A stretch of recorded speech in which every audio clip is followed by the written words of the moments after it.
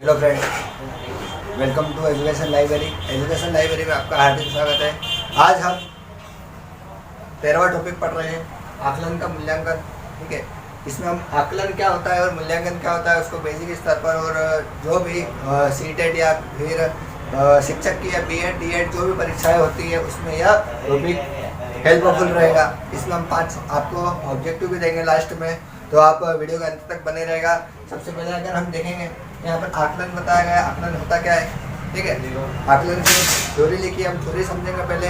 Theory के अलावा यहाँ पर आवश्यकता और बहुत सारी चीज़ें बताई गई है जिसमें हम उसको थ्योरेटिकल को अच्छे से समझेंगे जिससे कि हम प्रश्न अच्छे से कर सकें।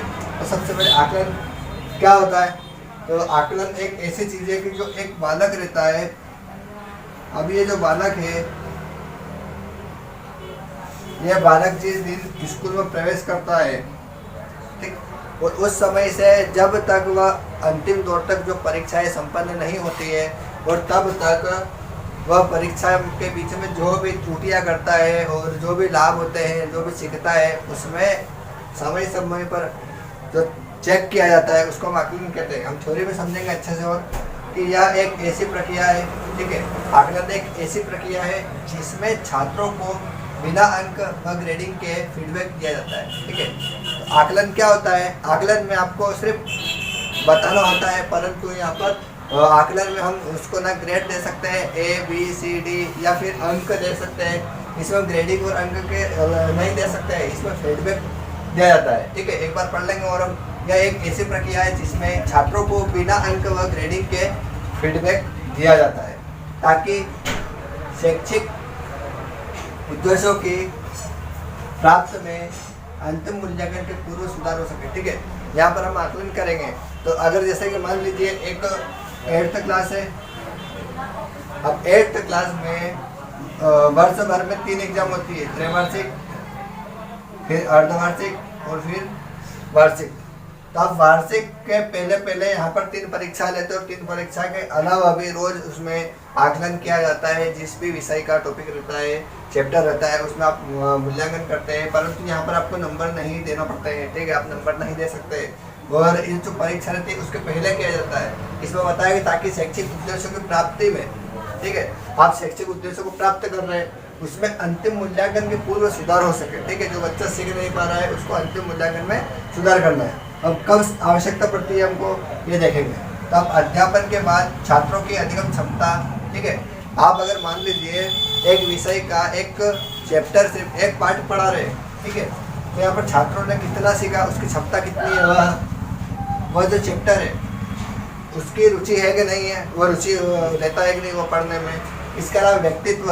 ठीक है, जैसे कि मान लीजिए एक कक्षा में एक से अधिक बच्चे रहते हैं और सभी का व्यक्तित्व अलग अलग रहता है, उस आधार पर भी के बारे में जानकारी प्राप्त करने की तथा उनके अनुरूप पाठ्यक्रम निर्माण आदि के लिए आकलन की आवश्यकता पड़ती है।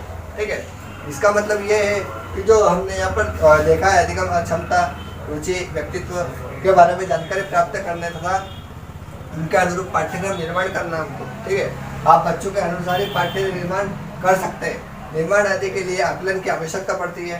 ठीक है, आकलन की आवश्यकता पड़ेगी आपको। इसके अलावा यहाँ पर हमने कुछ पॉइंट देखे इसमें कि विद्यार्थी जो रहता है, विद्यार्थी के संदर्भ में आकलन की आवश्यकता क्या पड़ती है। आप एक विद्यार्थी का अगर आकलन करेंगे तो आपको यहाँ पर कुछ बिंदु दिखाए गए हैं, इसको हम समझेंगे अच्छे से। कि सबसे पहले बताया कि छात्र क्या जानते हैं। ठीक है, हम शिक्षक को ये पता होना चाहिए कि जो बच्चे रहते हैं, बालक रहते हैं, वह क्या जानते हैं। ठीक है, वह क्या जब भी जो भी क्लास रहती है उसमें वह क्या जानते हैं, इस प्रकार से भी। इसके अलावा छात्रों की रुचियाँ कौन कौन सी है। ठीक है, हमको पढ़ाने के समय बच्चों की रुचियाँ के बारे में पता होना चाहिए कि कोई खेल के माध्यम से सीख सकता है, कोई कहानी विधि के द्वारा, कोई व्याख्यान विधि, जो भी रहती है विधियाँ उस द्वारा सीख सकता है। उनकी रुचियों का हमको पता होना चाहिए। इसके अलावा छात्रों की विशिष्ट योग्यता क्या क्या है। ठीक है, हर छात्र में एक विशिष्ट योग्यता रहती है, जैसे किसी को संगीत सुनने का, किसी को खेलने का या किसी को लिखने का एक विशिष्ट योग्यता रहती है। विशिष्ट योग्यता यह है कुछ हट के अलग विभिन्न बच्चे रहते हैं। जैसे मान लीजिए यहाँ पर 60 बच्चे हैं और 60 बच्चे में से एक बच्चे को यहाँ पर संगीत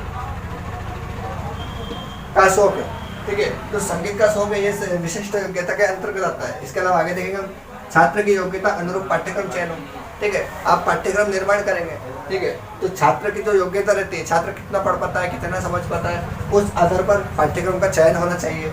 इसके अलावा कक्षा में छात्रों को उचित स्थान का वर्गीकरण हो, ठीक है। आप उनको बच्चों को इस प्रकार से बिठाएं, ठीक है। समावेशी शिक्षा रहती है, समावेशी शिक्षा में व्यक्तिगत भिन्नता के आधार पर भी बच्चे पढ़ते हैं, ठीक है। कोई जल्दी सीखता है, कोई धीरे सीखता है, तो उनको उचित स्थान का वर्गीकरण भी करना चाहिए। इसके अलावा अध्यापक हेतु, ठीक है, अध्यापक हेतु क्या बताया गया है कि जो एक शिक्षक रहता है वो बच्चों को किस प्रकार से ध्यान रख सकता है। जैसे छात्रों का कौशल, ठीक है, जो छात्र के कौशल रहते हैं, अब कौशल की बात करें तो कौशल में भाषा जो रहती है, भाषा विकास का सुनना, पढ़ना, लिखना, बोलना, इस प्रकार से भी कौशल रहता है। वह बच्चों की जो योग्यता रहती है वह क्या रहती है, उसमें भी हमको ध्यान रखना पड़ता है आकलन के लिए। अधिगम क्षमता, वह कितना सीख सकता है वो जानने के लिए, इनको हम आकलन के लिए जानने के लिए महत्वपूर्ण रखेंगे। इसके अलावा दूसरा दिया गया है शिक्षण विधि का चयन, ठीक है। एक शिक्षक को शिक्षण विधि जो भी वो पाठ्यक्रम में पढ़ाता है उसके शिक्षण विधि के अनुसार ही पढ़ाता है। तो आपको पता होना चाहिए कि बच्चा कौन सी शिक्षण विधि से जल्दी सीखेगा, किस आधार पर भी चयन करना चाहिए। इसके अलावा विद्यार्थी की व्यक्तिगत आवश्यकताएं जानना हेतु, ठीक है। व्यक्तिगत आवश्यकता की मतलब यह है कि अगर कोई बालक है और वो बालक व्यक्तिगत रूप पे उसको क्या आवश्यकता पड़ती है, किस आधार पर, तो उसमें भी आकलन में महत्वपूर्ण रहता है। इसके अलावा शिक्षण सामग्री के विकास में, ठीक है। तो जब आप पढ़ाते हो तो पढ़ाते समय आपको जो सामग्री होती है शिक्षण की, उसके विकास के लिए भी जरूरी है। अगर आप ध्यान नहीं दोगे तो सामग्री की आवश्यकता जो रहेगी वह समय पर पूर्ण नहीं हो पाएगी। इस वजह से आप बच्चों का आकलन भी नहीं कर पाएंगे। अगला देखेंगे हम जो पाठ्य सहगामी क्रिया हेतु, ठीक है, जो पाठ्यक्रम रहता है या पाठ्य के आधार पर जो क्रियाएं रहती है उसमें क्या हमको आकलन करने के लिए ध्यान रखना पड़ेगा। यह दिया गया छात्रों की रुचि अनुसार पाठ्य सामग्री सहगामी क्रिया का वर्गीकरण, ठीक है।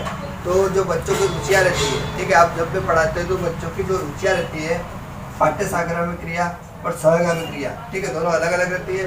पाठ्य सामग्री ये रहती है कि जो पाठ्यक्रम होता है उसके अंतर्गत आती है, और सहगामी क्रिया जो बालक खेल विधि के द्वारा या किसी अन्य विधि के द्वारा, गतिविधियों के द्वारा बच्चा को सीखने के लिए, आकलन करने के लिए वर्गीकरण करना चाहिए। इसका अलावा यह दिया है कौन सा छात्र किस कार्यक्रम में अधिक उपयुक्त है, ठीक है।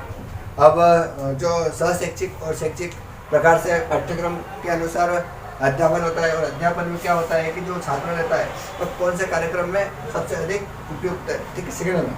इसके अलावा बताया कि पता कर रणनीति निर्माण करना, ठीक है। तो आपको अगर पता करेंगे तो आप पढ़ाने के लिए या उसको समझाने के लिए या उसके आकलन के लिए आप रणनीति निर्माण अच्छा से कर सकते हैं। अगला दिया है छात्र की कलात्मक, योगात्मक, रचनात्मक योग्यता को पहचानने के लिए, ठीक है। तो कलात्मक जैसे कि एक विशिष्ट योग्यता रहती है, ठीक है, या फिर प्राकृतिक रहती है इस प्रकार से, या फिर योगात्मक रहती है, रचनात्मक रहती है, इस आधार पर बच्चों को पहचाना जा सकता है। ये सभी आकलन में महत्वपूर्ण रह सकती है, ठीक है। तो आप ये स्क्रीनशॉट ले लीजिए। अब हम अगले पेज पर देखेंगे। अगले पेज में हमने यहाँ पर लिया गया है परिवार के लिए, ठीक है। अभी हमने देखा है छात्र के स्वयं के द्वारा या फिर अध्यापक के द्वारा, इसके अलावा परिवार के लिए भी आकलन किया जा सकता है, ठीक है। परिवार के किस आधार पर दिया गया, जैसे कि छात्रों की जो प्रगति होती है, ठीक है। अगर एक बालक वर्ष भर में एक कक्षा में पढ़ रहा है, ठीक है, अध्यापन कर रहा है, तो वह कितनी प्रगति कर रहा है उनसे अवगत कराना चाहिए उनके माता पिता को कि वह कितना सीख रहा है। या जैसे कि यहाँ पर दिया गया है छात्रों की अधिगम अक्षमता। अधिगम अक्षमता का तात्पर्य ये है कि जो बालक रहता है वो वर्ष भर में कितना सीखता है, कितना नहीं सीखता है, क्या सीख रहा है, इस बारे में भी जानकारी देने हेतु। इसके अलावा छात्र की जो समस्या रहती है उससे भी अवगत कराना चाहिए, ठीक है। कि जो बच्चा जैसे कि मान लीजिए कोई परिपक्व नहीं है, ठीक है, अब जो भाषा विकास में बोलने का जो तात्पर्य रहता है उसमें बालक जिह्वा के द्वारा बोल नहीं पाता है, तो ये छात्र की समस्या है, ठीक है। तो इससे भी हमको माता पिता से अवगत कराना चाहिए। इसके अलावा यहाँ पर विद्यालय जो गतिविधि होती है उससे संबंधित जानकारी प्रदान करने हेतु, ठीक है, जैसे शैक्षिक और शैक्षिक गतिविधियाँ होती है बच्चों के विकास हेतु, तो वहाँ पर भी जो जानकारी होती है वो भी माता पिता से अवगत कराना चाहिए। इस प्रकार से हमने परिवार के लिए देखा। अगला आकलन जो होता है वो कितने प्रकार में बटा है, 3 प्रकार में बटा गया है, और किस प्रकार से हम कर सकते हैं। जैसे कि यहाँ पर पहले दिया है कि स्वयं के द्वारा, ठीक है, तो जो आकलन होता है हम स्वयं खुद भी अपना आकलन कर सकते हैं अच्छे और बुरे तरीके से, ठीक है, जिसमें हमको प्राप्त होता है अच्छा या बुरा। इसके अलावा आकलन सहपाठी या सहयोगी समूह, ठीक है, आपका जो सहयोग करते हैं उसका समूह या आपके जो मित्र है वो भी आपका आकलन अच्छे से कर सकते हैं। इसके अलावा ट्यूटर के द्वारा है, तो ट्यूटर का तात्पर्य ये है कि जो एक शिक्षक रहता है वह शिक्षक भी बालक का आकलन कर सकता है। इस प्रकार से ये आकलन का हमने समझा। आप इसका स्क्रीनशॉट ले लीजिए। अब अगले पेज में देख रहे हैं हम। अगले पेज पे हमने पहले आपने आकलन पढ़ा था। आकलन किस प्रकार से होता है, एक बच्चे का जो आकलन होता है हम किस प्रकार से करते हैं, ठीक है, और उसके बारे में जाना। अब यहाँ मूल्यांकन दिया गया है, तो मूल्यांकन क्या होता है, मूल्यांकन को हम जानेंगे। तो मूल्यांकन को हम सबसे पहले यहाँ पर पढ़ते हैं सतत एवं समग्र मूल्यांकन, ठीक है। इसका मतलब है कॉन्टिन्यूस एंड कॉम्प्रिहेंसिव एवल्यूशन, ठीक है। इसको हम CCE कह सकते हैं, ठीक है। सतत एवं समग्र मूल्यांकन क्या होता है, तो उस बारे में आपको बता देता हूँ कि सतत मतलब निरंतर, ठीक है, कंटिन्यू। जब एक जो बालक रहता है वह जब स्कूल में प्रवेश लेता है, ठीक है, ये एक बालक है। अब ये बालक स्कूल में जब प्रवेश ले रहा है और यहाँ पर पढ़ रहा है 12वीं तक, ठीक है, तो जो भी उसका मूल्यांकन हो रहा है वो मूल्यांकन बिना रुके जब से प्रारंभ किया है तब से लेके अंत तक सतत हो रहा है। समग्र मतलब व्यापक, ठीक है। व्यापक मतलब जैसे कि मानसिक होता है और संवेगात्मक होता है और शारीरिक होता है, ठीक है। इस प्रकार से समग्र मानसिक, संवेगात्मक, शारीरिक रूप से जो विकास हो रहा है वह अब मूल्यांकन के बाद जो मूल्यांकन करते हैं हम, जो मूल्यांकन निकलते हैं वह इस प्रकार से एक सतत समग्र मूल्यांकन कहते हैं। इसके अलावा हम सबसे पहले इसको देखें तो यह आपका जो ये अभी जो वर्तमान में चल रहा है, तो सतत एवं समग्र मूल्यांकन से ही विद्यालयों में मूल्यांकन हो रहा है, ठीक है। अगर मान लीजिए हम इसकी बात करें तो ये सबसे पहले 1 अप्रैल 2010 में भारत में लागू हुआ था, ठीक है। आपको 1 अप्रैल 2010 को लागू हुआ था, यह हम जानेंगे। इसके अलावा यहाँ अगर देखें हम तो यह राष्ट्रीय शिक्षा नीति, ठीक है, राष्ट्रीय शिक्षा नीति पर आधारित है, ठीक है। अब लागू किसने किया था, यह CBSE जो पाठ्यक्रम रहता है उन्होंने यह लागू किया था, ठीक है। अभी मैंने बताया आपको विद्यालय आधारित रहती है, ठीक है, विद्यालय आधारित मूल्यांकन प्रणाली रहती है, ठीक है। सबसे पहले क्या करेंगे, यह कब लागू हुआ था, तो 1 अप्रैल 2010 को लागू हुआ था, ठीक है। राष्ट्रीय शिक्षा नीति पर आधारित है ये, ठीक है, और CBSE ने लागू किया था। और ये किस बेस पे काम करता है, तो विद्यालय आधारित, ठीक है, विद्यालय आधारित कार्य करता है, ठीक है। इसके अलावा अभी मैंने आपको समझाया है सतत समग्र मूल्यांकन इस आधार पर यह कार्य करता है, ठीक है। इसके अलावा यहाँ देखेंगे जो क्षेत्र रहता है सतत समग्र मूल्यांकन का जो क्षेत्र है वह शैक्षिक होता है, मतलब एक पाठ्यक्रम, ठीक है, पाठ्यक्रम के आधार पर रहता है।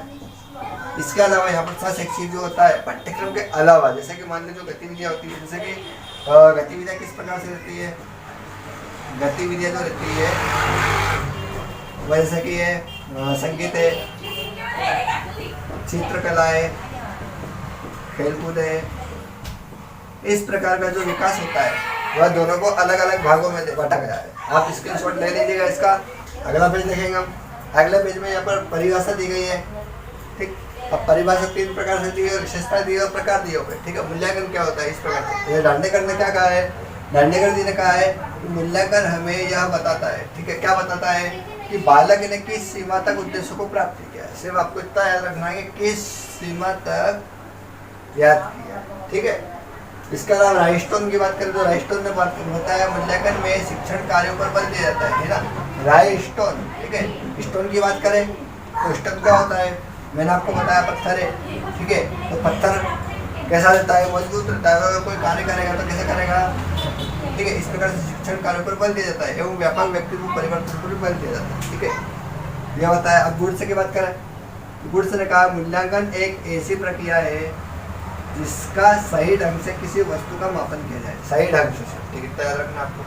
अब विशेषता बताइए कि जब एक मूल्यांकन रहता है तो वो मूल्यांकन में एक जो वैधता रहती है वो सही मापन होना चाहिए। सही मापन किस प्रकार से, कि जैसे कि 2 बालक है A और B, इसके 10 नंबर आ रहे तो इसके भी 10 नंबर आना चाहिए किसी भी टेस्ट में, वो वैधता हो जाती है। विश्वसनीयता की बात करें,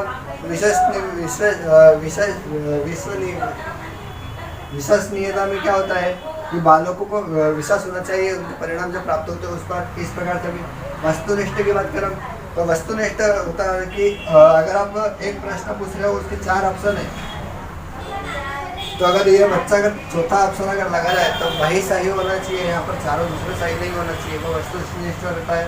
विभेदीकरण की बात करें तो बालक जो रहते हैं वह एक दूसरे में साधनों में भेद निकालते हैं, ठीक है, साधनों में या छात्रों में भेद निकालते हैं, उसको हम विभेदीकरण कहते हैं। मूल्यांकन में न्याय संगतता, आप प्रश्न पत्र बना रहे तो जो न्यायपूर्ण होता है उस आधार पर भी होना चाहिए। इसके अलावा जो प्रश्न पत्र रहता है वह हमको क्या उपयोगिता रहता है उसमें मूल्यांकन के आधार पर उपयोगिता होना चाहिए। निदानात्मक की बात करें तो निदानात्मक का तात्पर्य ये कि जो मूल्यांकन निदानात्मक होता है तो सबसे पहले अगर समस्या आती है, ठीक है, तो समस्या हमको पता करना है, समस्या के बारे में जानकारी लेना है, जानकारी लेने के बाद में उसका क्या उपचार होगा उस बारे में निदानात्मक आता है। जैसे मान लीजिए यहाँ पर प्रकार बताए मूल्यांकन के, अब मूल्यांकन का प्रकार बताया कि निर्णयात्मक रचनात्मक, ठीक है, ये 2 प्रकार से बताया। इसके 4 प्रकार होते हैं, ठीक। अब ये रहता है तो ये सतत रहता है, निरंतर चलने वाला, ठीक है। अब ये जो आप मूल्यांकन करते हैं उसमें कितना प्रतिशत रहता है, तो यहाँ पर 40% रहता है इसका, ठीक है, इतना याद रखेंगे। इसके अलावा योगात्मक की बात करें तो अंतिम रहता है जिसको हम असतत कहते हैं, ठीक है। असतत मतलब यह निरंतर नहीं चलता है, यहाँ पर सतत कर लेंगे हम, यहाँ पर किया हुआ है ऑलरेडी, ठीक है, इतना रहता है। इसमें यहाँ का 60% रहता है, ठीक है। जब आप मूल्यांकन करते हैं तो यहाँ से 60% मूल्यांकन होता है। तो आप इसका स्क्रीनशॉट ले लीजिएगा। अगले पेज पे हम देख रहे हैं कि आप मूल्यांकन करते हैं, ठीक है, तो मूल्यांकन किस प्रकार से किस तरीके से एक सोपान के रूप में बताया गया है। सोपान में बताया कि आप परीक्षण कर सकते हैं, ठीक है। आप किसी भी बालक का अगर आप मूल्यांकन कर रहे हैं तो आप परीक्षण कर सकते हैं, उसका सतत भी कर सकते हैं, रोक कर भी कर सकते हैं। इसके अलावा स्वयं आलेख प्रविधि बताइए कि जो एक बालक रहता है स्वयं का आदर भी कर सकता है, कोई व्यक्ति रहता है स्वयं पर भी मूल्यांकन कर सकता है। जैसे कि आत्मकथा के बारे में एक व्यक्ति अगर आत्मकथा लिखता है तो अच्छे और बुराइयाँ दोनों लिखता है विशेषता के रूप में। इसके अलावा प्रश्नावली, प्रश्नों के आधार पर व्यक्तिगत डायरी के रूप में, व्यक्तिगत डायरी जैसे कि मान लीजिए आप अपने जीवन में जो घटना हो रही है उसका अगर अंकन कर रहे लिख रहे हैं तो व्यक्तिगत डायरी के आधार पर भी कर सकते हैं। इसके अलावा इंटरव्यू बताए, साक्षात्कार में आप सामने वाला जो प्रश्न पूछता है यहाँ पर मूल्यांकन हो जाता है। इसके अलावा वार्तालाप रहता है, संप्रेषण रहता है, उसमें भी आप मूल्यांकन कर सकते हैं। अब निरीक्षण प्रविधि बताइए, निरीक्षण प्रविधि यहाँ बताई गई जिसमें निर्धारण मापनी होता है, जांच सूची होती है, समाज मिति होती है, TAT, CAT, IBT, SCT, शब्द साचर्य और संचय आने के वर्णात्मक प्रकार, ठीक है। अब मैं आपको डिटेल में बताता हूँ। निर्धारण मापनी रहता है कि आपने कुछ मापन कर रहे हो, निर्धारण कर लिया कि आपको इस बारे में जानकारी लेना है तो आप इस आधार पर भी कर सकते हैं। इसके अलावा जांच सूची होती है, ठीक है, आपके पास में लिखा हुआ है, आपके पास कॉपी है तो आप एक सूची बना सकते हैं जांचने के लिए कि आपको कहाँ पर कौन सा जांचना है। इसके अलावा समाज के आधार जो समाज में विस्तारित रूप से कार्य करते हैं बच्चे जो बालक करते हैं इस आधार पर भी आप कर सकते हैं। आप TAT की बात करें, CAT की बात करें, IBT की, ठीक है। तो यहाँ पर जो 4 विधियाँ हैं ये हमने व्यक्तिगत विभिन्नता में हमने समझी है। जो TAT का तात्पर्य ये रहता है कि जो जानवरों के, ठीक है, कोडिंग बता रहा हूँ आपको, जानवरों के 31 चित्रों पर TAT में किया गया था। इसके अलावा CAT की बात करें तो यह चाइल्ड डेवलपमेंट, ठीक है, जो बच्चों के आधार पर किया गया था, ठीक है। IBT का तात्पर्य ये इंक वाला, ठीक है, यहाँ पर 10 कार्ड बताए थे बच्चों को महिला पुरुष के, ठीक, महिला पुरुष के। अब SCT बताया था, आप देख लीजिएगा SCT क्या होता है।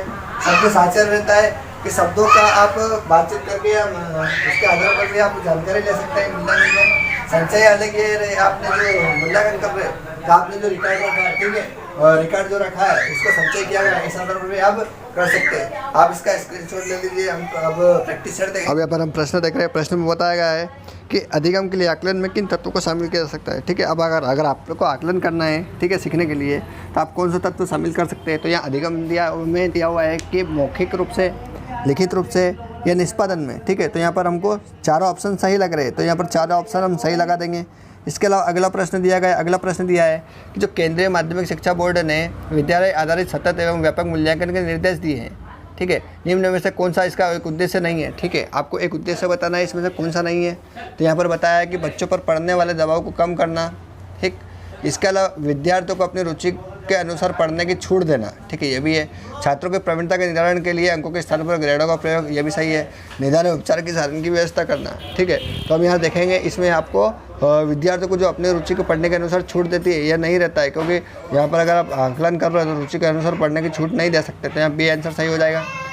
इसके अलावा यह बताया गया है, अगला प्रश्न है सतत एवं व्यापक मूल्यांकन के बारे में निम्न में से कौन सा कथन असत्य है। ठीक है, तो यहाँ पर बताया सतत और व्यापक मूल्यांकन के सतत पहलू के अंतर्गत मूल्यांकन के सतत और व्यावधिक पहलू का ध्यान रखा जाता है। व्यापक संगठक में विद्यार्थियों के विकास के शैक्षिक और इसके अलावा शैक्षिक पहलुओं का निर्धारण शामिल है। अगला, इसमें छात्रों की उपलब्धियों का मूल्यांकन अंकों के रूप में होता है। इसमें मूल्यांकन के बहुत तकनीकों का उपयोग अनुसार उसे किया जाता है। ठीक है, तो ये ऑप्शन आपको बताए गए, तो यहाँ पर हम सी लगा लेंगे कि सी असत्य हो जाएगा, क्योंकि इसमें छात्रों की उपलब्धियों का मूल्यांकन अंकों के रूप में होता है, ये ऐसा नहीं होता है। ठीक है, अगला बताया अधिगम हेतु आकलन के लिए यूके रिफॉर्म ने कितने नियमों की पहचान की है। ठीक है, तो यहाँ पर बताया गया है 1, 3, 5, 4, तो 5 प्रकार के बताया यूके रिफॉर्म। इसके अलावा हम यहाँ पे है व्यापक एवं सतत मूल्यांकन के अंतर्गत निम्न में कौन सा कार्य नहीं किया जाता है। ठीक है, तो यहाँ इसमें परीक्षा परिणामों का विश्लेषण व्याख्या वैज्ञानिक तरीकों से किया जाता है। अगला है इसमें परीक्षा के प्राप्तकों के आधार पर विद्यार्थियों को उत्तीर्ण किया जाता है। इसमें बच्चों पर पड़ने वाले दबाव को कम किया जाता है। अगला है मूल्यांकन को व्यापक और नियमित बनाया जाता है। ठीक है, तो यहाँ पर कौन सा आंसर सही है हम देखेंगे। यहाँ पर आपका बी आंसर नहीं किया जाता है, इसमें आपको उत्तीर्ण किया जाता है। ठीक है, यह नहीं कर सकते हम। इसके अलावा हम देखेंगे अगला प्रश्न आखिरी है आज का, यह बताएगा आज का विद्यालय आधारित मूल्यांकन की चर्चा की जाती है। इसके अंतर्गत अध्यापक को विद्यार्थी के बारे में निम्न में से क्या जानने का अवसर प्राप्त होता है। ठीक है, वे क्या सीखते हैं, वे क्या सोचते हैं और क्या सीखते हैं। ठीक है, कैसे सीखते हैं मतलब, तो यहाँ पर डी आंसर सही हो जाएगा। ठीक है, तीनों प्रकार से। तो ये हमारे क्वेश्चन थे आज के।